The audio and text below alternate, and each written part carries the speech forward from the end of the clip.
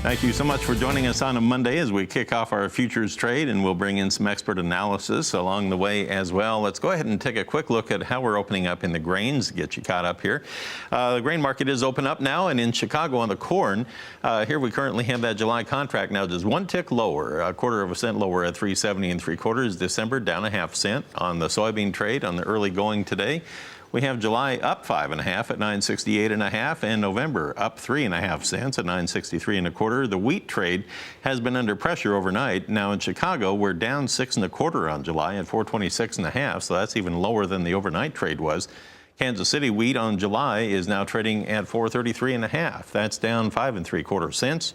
And in the Minneapolis spring wheat trade, here we have July down just a penny at 5.45.5. And we've been talking about that cotton market a little bit this morning. Expanded limits in effect today. They can move 500 points, and they did overnight, and they're just locked there, 500 points higher at 87.18. Meanwhile, December is trading 60 points higher at 74.32. All right, let's go to the phones and bring in DeweyStrickler of AgWatch Market Advisors in Franklin, Kentucky, and find out what's on his mind. What are you looking at here on the trade early this morning here, Dewey? Well, mostly looking at the wheat here being down about 5 to 6 cents here. It seems like the trade is pretty well discounted, factored in losses from the Kansas, Nebraska area we had a few weeks ago here, and that's really the thing I think that's puzzling people a little bit now. I was actually driving through the Bluegrass State yesterday, and I was up, let's say around the Bowling Green, Kentucky area on the road, and I stopped and took a few pictures of some of the corn that I saw there along the road. I think we can share those with everybody here, but the corn in a lot of areas, there's a look at it. It looked to be probably 8 inches tall. Some areas I saw maybe as much as 10 inches tall out there. It looked pretty good. This is some no-till corn that had been put in. So just wanted to get your thoughts. Is that pretty common around that part of the state there where you are? Yeah, it is, Marlon. We're looking at a pretty decent start with our corn crop here. We did have some cool conditions here a while back, but it seems like the market is more or less weathered that fairly well so far.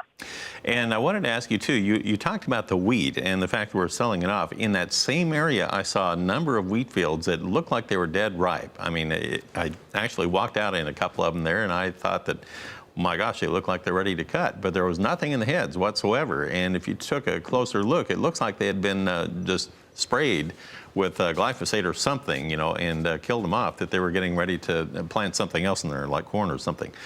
Is that something that has a widespread effect around your part of the country there? Well, we do have guys here that have abandoned their wheat crop here, and the crop is turning yellow a little sooner than expected.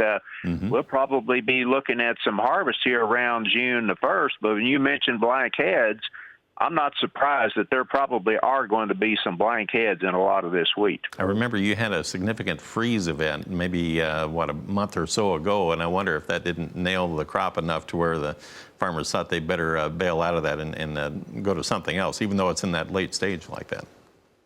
Yeah, that's exactly right. Most guys I'm talking with said they're looking at anywhere from 20 to 30% reduction in their yields. Really? Is that right? Okay. Just wanted to ask you about that. Interesting stuff as I was traveling through Kentucky yesterday, so thanks for sharing that. Dewey, if you don't mind, I want to bring you back and have you analyze what's going on in our livestock trade. Wild finish to the feeder cattle trade last week, and we'll talk more about that when we bring back DeweyStrickler right after this message. Come on back.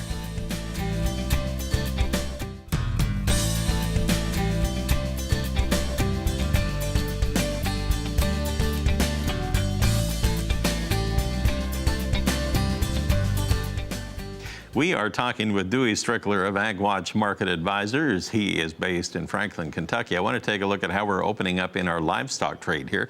Give you some first quotes. Let's go take a look at the live cattle board first. On the live cattle trade right now, direct from Chicago on the June contract. We're going to start with that. And on the June, we're down 90 cents right now at 124.28. Remember, we finished with a flourish late last week. But last week, we had limit up and limit down trade during the week in the cattle complex. So this could be extremely interesting today. We have August down 90 cents at 120.88. and that's after posting a high early already today of 122.42. So it's already backed off of that by $1.60 this morning. Interesting trade taking place here in the early going. October live cattle down 72. Feeder cattle were lock limit up last Friday afternoon. And wouldn't you know it, they're opening up a little lower. So we have the August contract down 63 cents now on the feeders at 151.20, although it had a high of 154.25 already today. Dewey, I want to bring you back in here. That August contract is already over $3 off its earlier highs. So we have expanded limits in effect, and it's kind of like touching a hot stove here. The market traded up $2.50 or so and then just backed away from it immediately. Yeah, you got a lot of confusion in the trade here.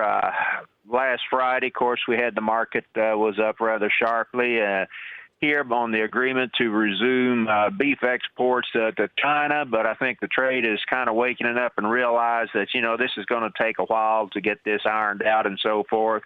And the other thing, too, you got beef prices at their highest level in 2 years, so where are we going to go with our demand here? When you look at the unemployment numbers, they show we're looking at 4.4, 4.5% unemployment, but the jobs we're adding, a good many of those are the minimum wage type jobs. So they're not going to be in a position to afford these lofty beef prices.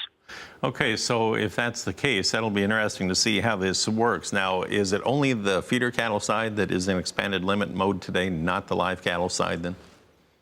As far as I know, the live cattle is not an expanded mode. Okay. I haven't checked that yet this morning, but the feeders, yeah, they are here. Okay.